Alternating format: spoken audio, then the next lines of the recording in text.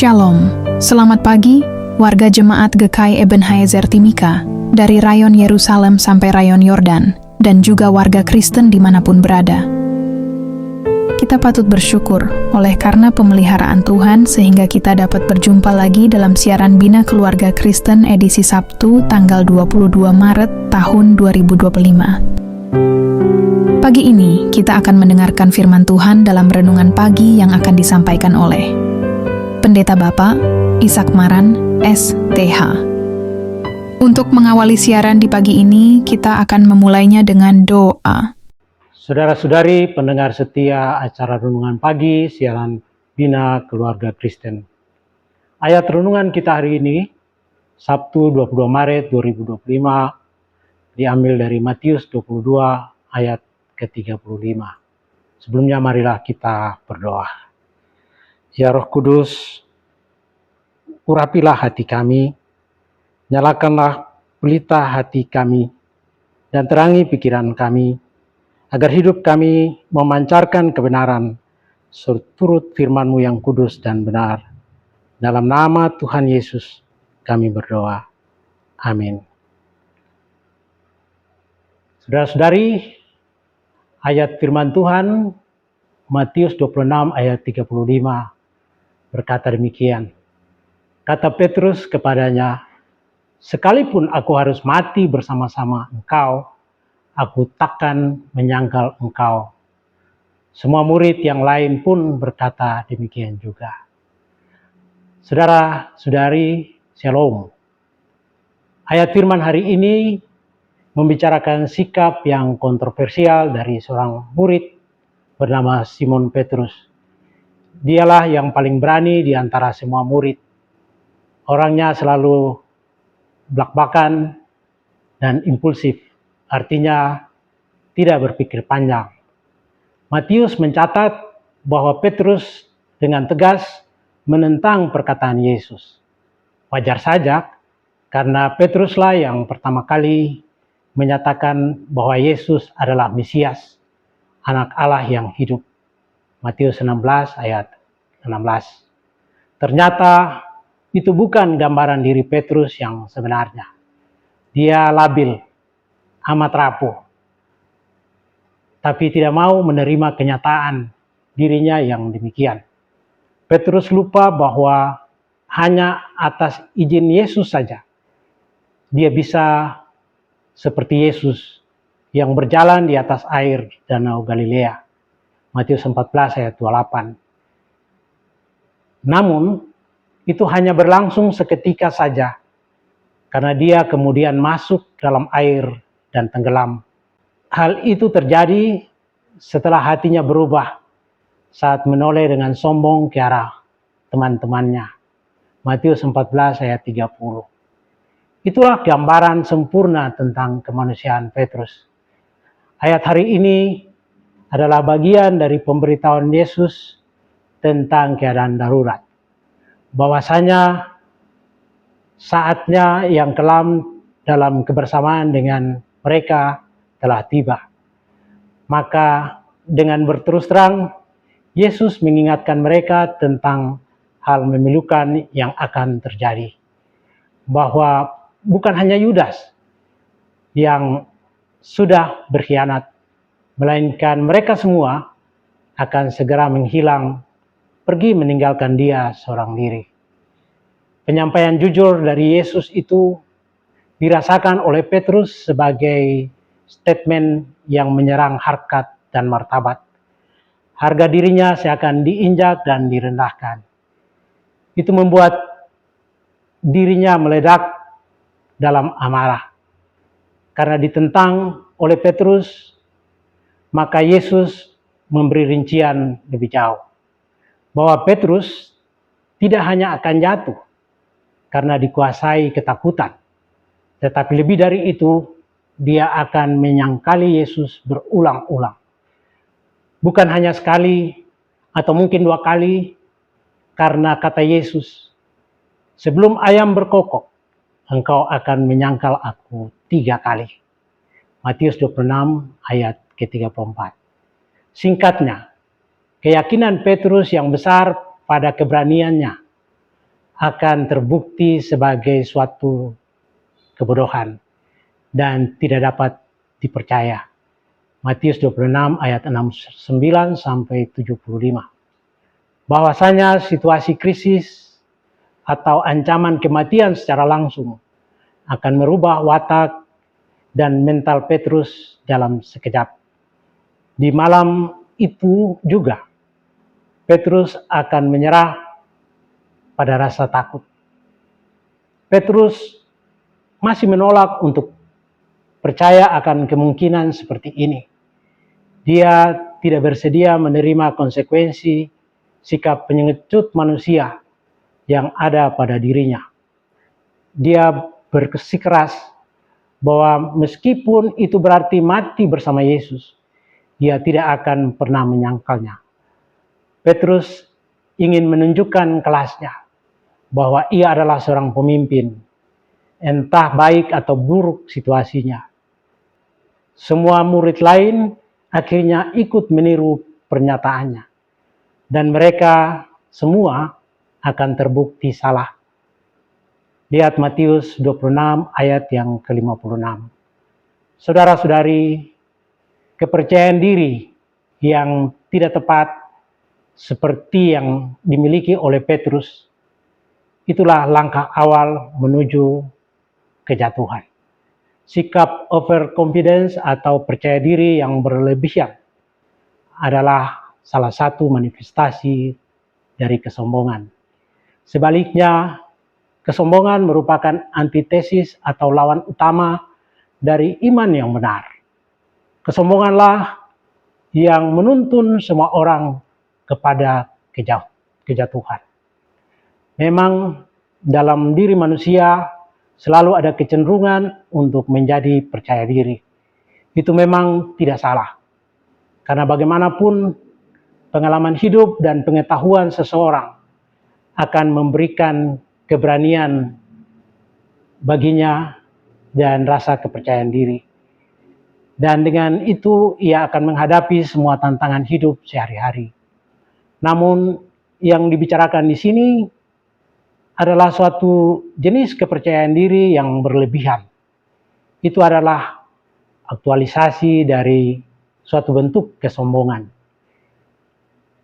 Adalah suatu siklus keakuan, kepercayaan yang berpusat pada diri sendiri, yang menganggap rendah orang lain, di mana orang-orang yang sombong atau tinggi hati umumnya kurang memiliki kepekaan sosial, bersikap melewati batas-batas kewajaran, dan cenderung meremehkan peringatan-peringatan. Justru orang yang lebih cepat jatuh dalam berbagai pencobaan, dalam kenyataannya adalah orang-orang yang bermental tinggi dan percaya diri secara berlebihan. Itulah manifestasi kesombongan. Ironinya, kejatuhan yang disebabkan kesombongan itu selalu disertai dengan konsekuensi yang sangat buruk. Bisa berwujud malapetaka, penderitaan yang panjang bagi dirinya sendiri dan bagi orang-orang lain yang hidup bersama dengan dia. Mereka yang paling tidak aman dalam hal ini adalah golongan orang-orang yang menganggap diri hebat, kuat, dan aman. Injil Lukas dalam cerita yang sama memberikan rincian yang jauh lebih jelas lagi, di mana Yesus menghubungkan peran iblis di balik perangai Petrus dengan murid-murid.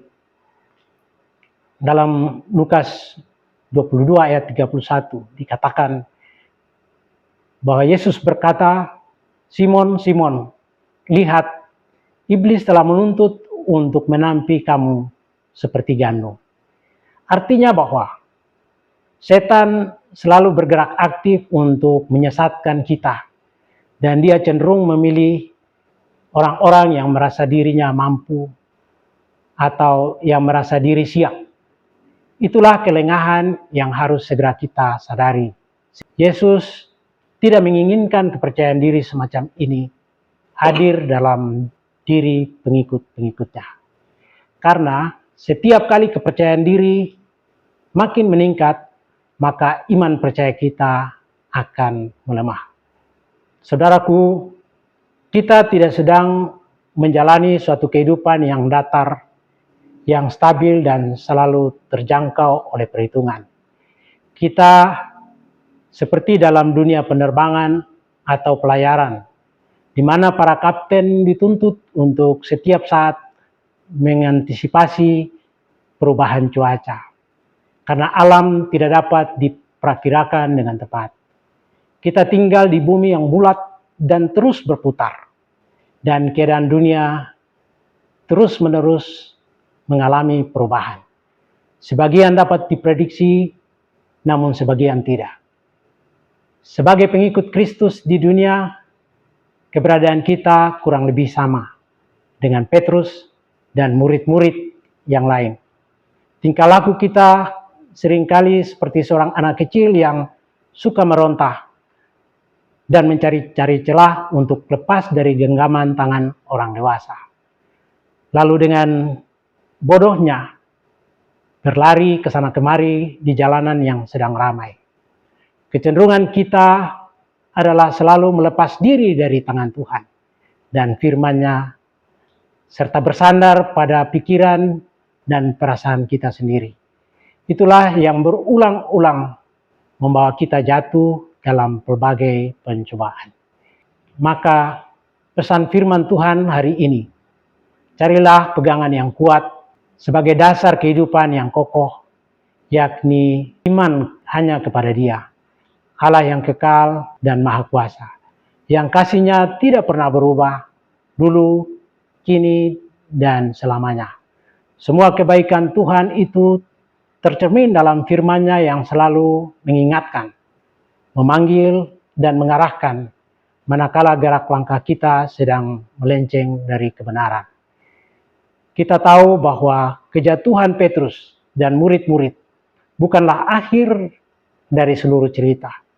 Karena Tuhan Yesus sudah lebih awal mengatakan di ayat 32, kamu masih akan menemuiku di Galilea.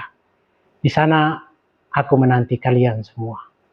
Di Galilea, saudara-saudara, bukan di surga. Artinya masih ada kesempatan kedua. Itulah kabar baik bagi setiap murid yang jatuh. Sebuah berita tentang kasih dan pengampunan. Pada akhirnya di Galilea, Petrus dijumpai oleh Yesus sebagai Tuhan yang sudah bangkit. Di sana dia menerima anugerah pengampunannya dan amanat hidup baru. Yohanes 21 ayat 19. Sebuah akhir yang indah. Kabar baik yang dijanjikan oleh Allah dalam kitab suci-Nya bagi kita semua. Bahwa kejatuhan kita sedalam apapun bukanlah kata akhir kalau kita mau mendengarkan seruan dan panggilan pulang dari Gembala Agung kita. Sama seperti Petrus dan murid-murid lainnya. Kadangkala kita perlu dibiarkan Tuhan untuk jatuh dan mengalami sendiri pahit getirnya rasa malu dan direndahkan. Hanya untuk belajar mempercayai kebenaran. Dengan begitu, kita akan berdiri teguh di atas iman dan lebih tegas menolak untuk percaya pada setiap tawaran dan tipuan dunia. Saudara terkasih, keselamatan kita maupun keselamatan dunia ini hanya bergantung kepada Dia, Kristus Yesus, Sang Juru Selamat. Pada sejauh mana kita tertolong oleh Roh Kudus untuk menyatu dengan Kristus. Melekat sepenuhnya pada satu-satunya kekuatan yang dapat dipercaya. Lihat Kolose 2 ayat 7. Inilah tawaran penuh kasih dari Allah bagi kita untuk mempercayakan segala sesuatunya dalam doa dan penyerahan hanya kepadanya. Marilah kita berdoa.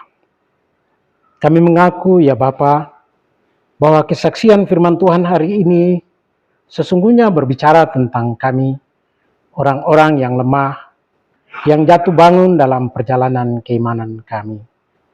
Ampuni kami atas setiap pemikiran dan niatan hati yang dikuasai si jahat. Tuntun kami ke dalam persatuan dengan Kristus. Lengkapi kami dengan roh dengar-dengaran untuk selalu berdiri dan berjalan dalam kebenaran yang sejati, yaitu Yesus Kristus, Tuhan kami. Amin. Shalom. Selamat pagi. Demikianlah renungan firman Tuhan yang telah kita dengar di pagi ini. Kiranya Tuhan Yesus Kristus akan menyempurnakan firman-Nya bagi kita dan memberikan kita kekuatan dan menyertai kita dalam aktivitas dan kerja kita di hari ini. Tuhan Yesus memberkati. Shalom.